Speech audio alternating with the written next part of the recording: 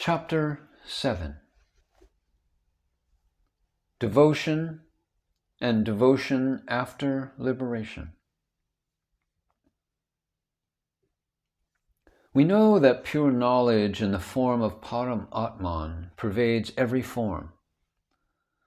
After knowing the self intellectually, the best way of studying it and realizing it fully is to share our own inner happiness with everyone. It is with this practice alone that the self is seen to be pervading in everything. The whole world is only knowledge. Since everything is the self, by making everyone happy, the self is pleased. In this way, the truth of the Vedas will be proven and experienced, and self-knowledge will become firmly established. The worship of Param Atman with form, Saguna, is the worship of the manifest.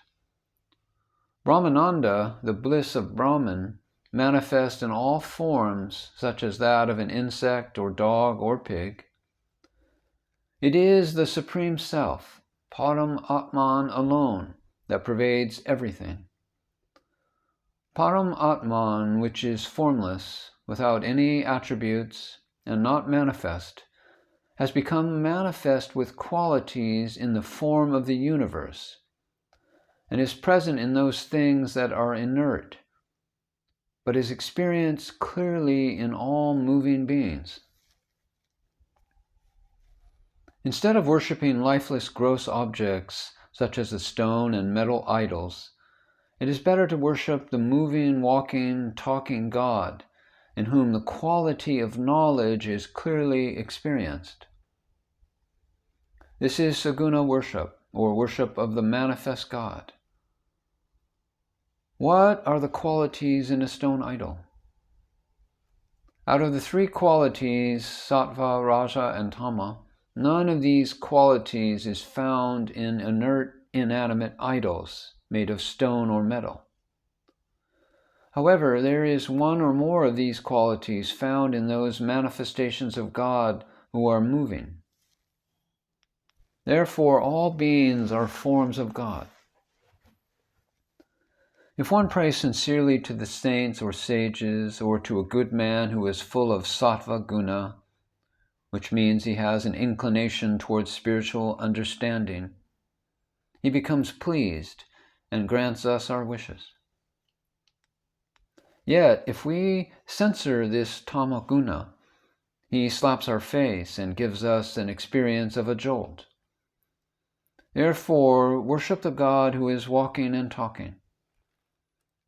For gaining knowledge, a stone is of no use. Saint Kabir gave this warning in clear words. He advised all to worship a walking, talking God alone.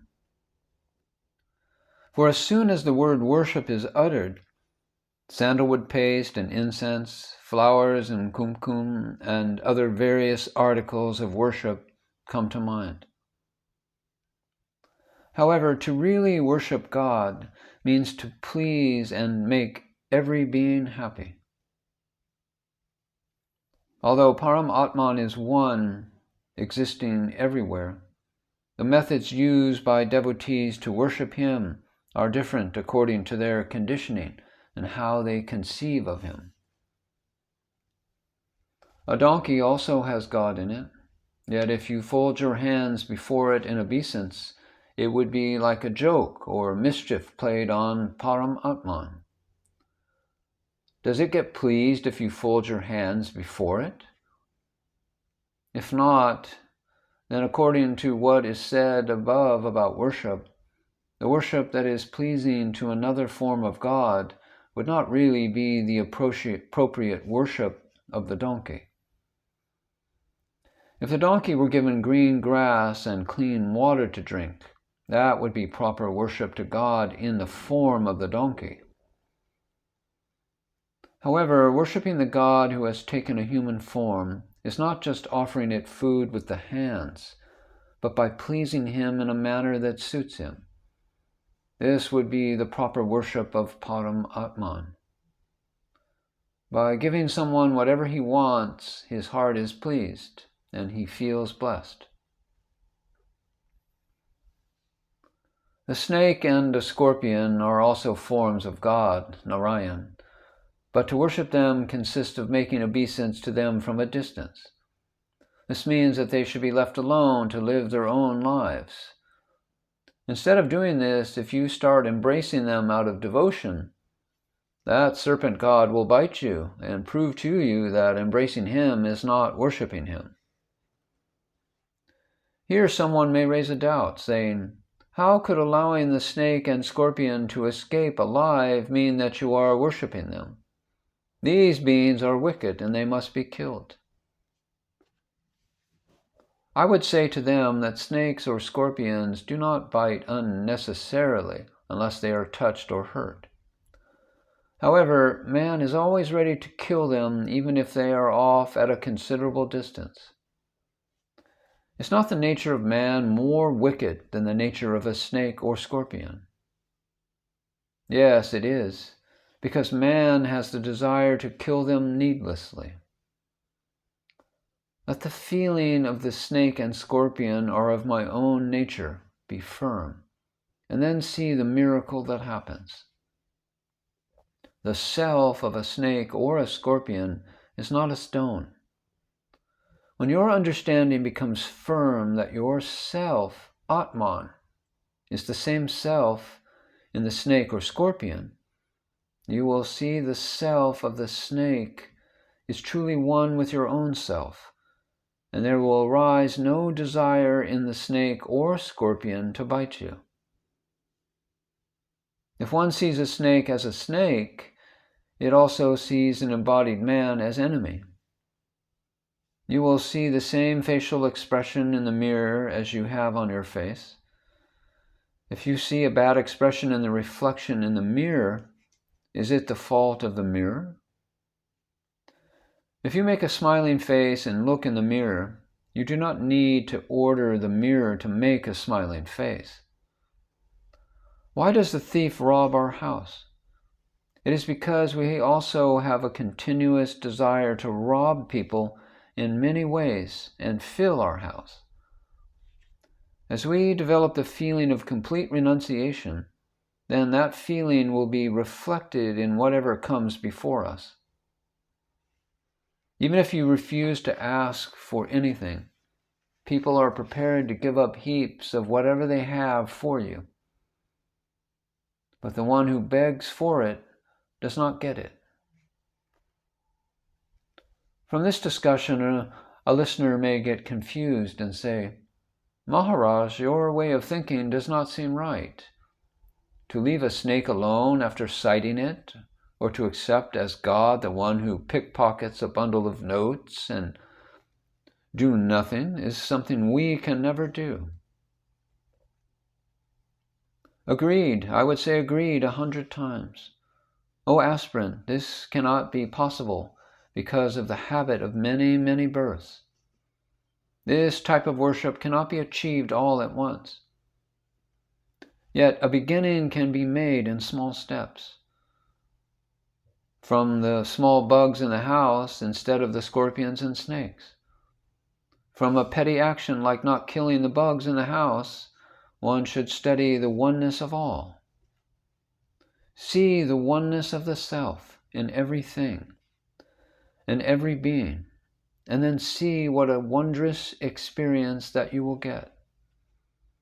You will then come to have the feeling of the oneness in all beings, even with those who are more troublesome than the bugs.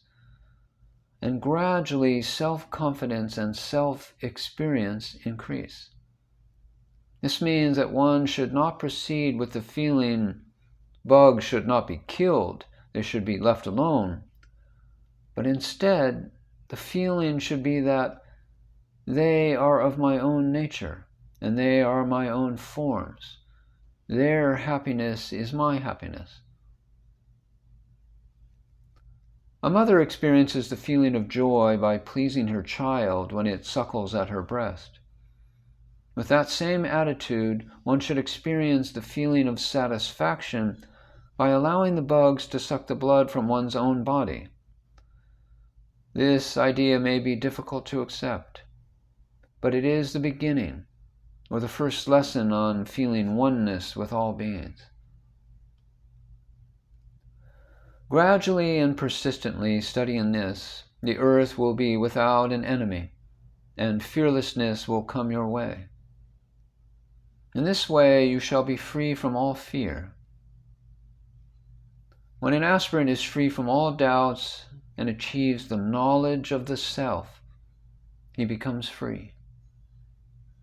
Although this is true, he still cannot experience the full glory of real liberation. For example, the achieving of wealth is one thing, while enjoying the status after becoming wealthy is quite another thing. In the same way, unless a feeling of the oneness with all comes to the yoni, his self-knowledge does not develop or spread. He is like a stingy rich man with his wealth, and he cannot get the complete bliss of liberation while alive. Even if one achieves self-knowledge, unless he experiences a feeling of oneness with all, fearlessness does not come his way. Complete bliss is fearlessness. Fear is an indication of duality. Fear is a very great impediment in the way of bliss arising out of liberation. After achieving self-knowledge, the aspirant should worship Param Atman in the method explained previously. In this manner, dry self-knowledge will be moistened with devotion. A jalebi, which is a kind of sweet that has been fried in ghee, becomes juicy and sweet only after it is fried and then put into syrup. In the same way, the yoni gets the fullness of life through devotion after self-knowledge. In the game called Surfati, a player slides first from the lower to the higher house, and then brings back home all that he gets from the other houses. Only then is the game over. By gaining the knowledge all the way from the gross to the great causal body, one has to bring this gift of self-knowledge back to the lower body in the same way. The factual experience that the world is nothing but knowledge is itself knowledge becoming the final reality, vijnana. It is because of the feeling that there is someone else in the world who is not I that we go around night and day with a feeling of anxiety that we should protect our wife, our wealth, and our belongings from the clutches of someone else. In this way, we turn into a gasti, or a watchman, due to the feeling of possessiveness and ownership. However, when one realizes a feeling of oneness with everyone, and the feeling that I am present everywhere, pervading everything, on that day the gasti becomes a gasti, the sage who drank the ocean in one sip. This ocean, which is the 5 elements that make up the entire universe, may not even be enough for one sip.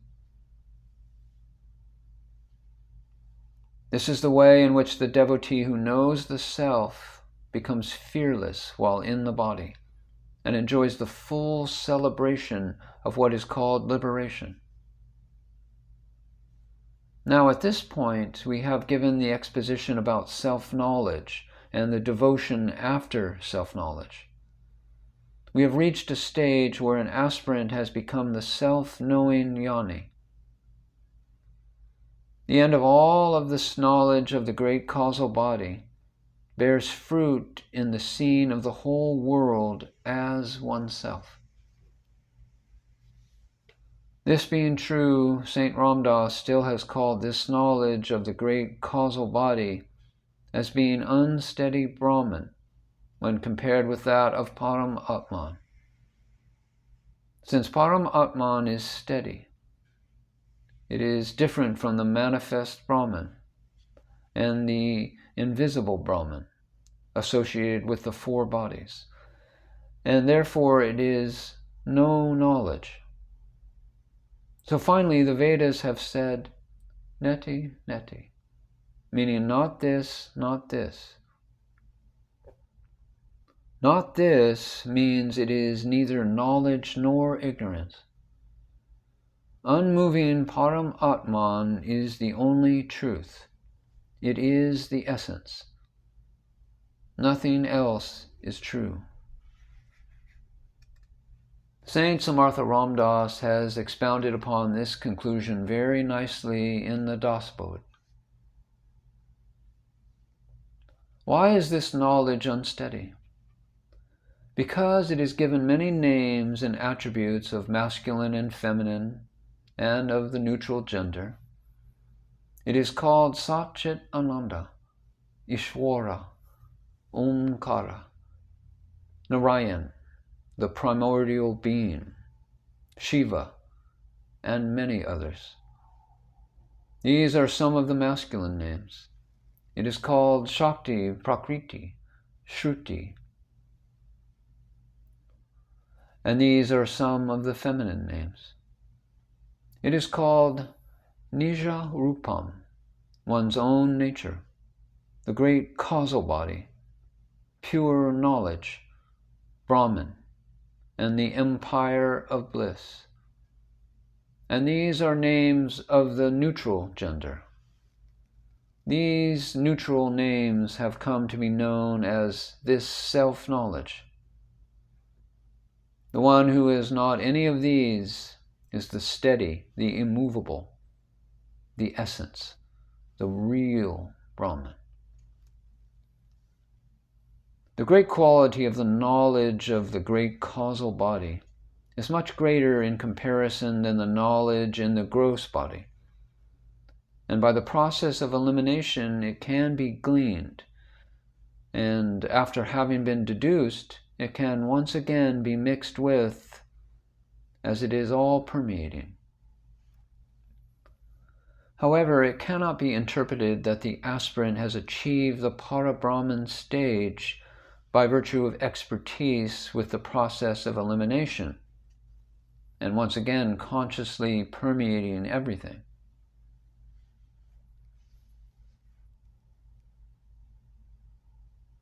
Para-Brahman is that from where no one can return.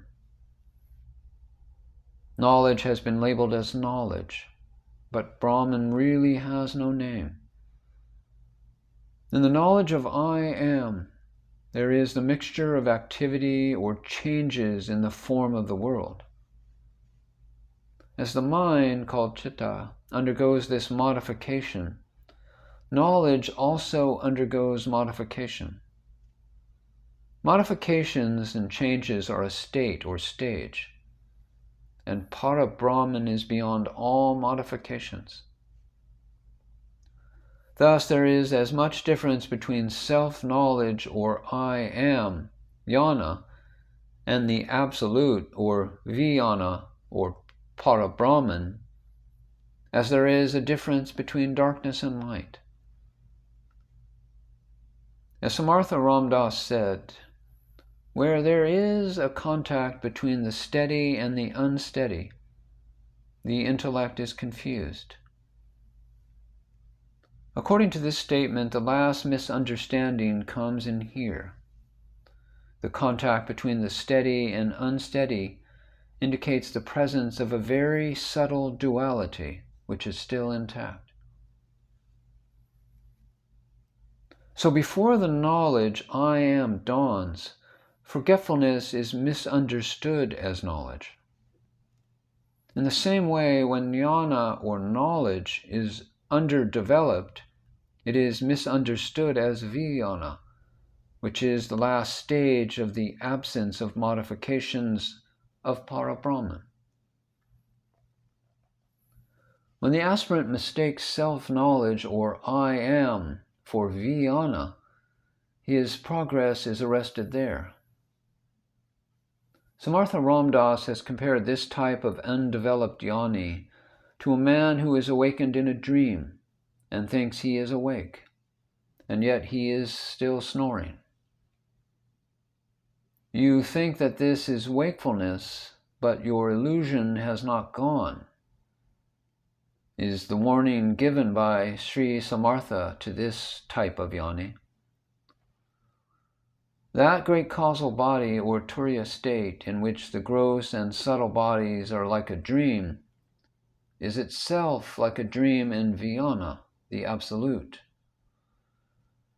There is bondage in ignorance and liberation in knowledge, but when both ignorance and knowledge are not there, how could the idea of bondage or liberation exist? The Vedas and scriptures talk up to the point of the great causal body.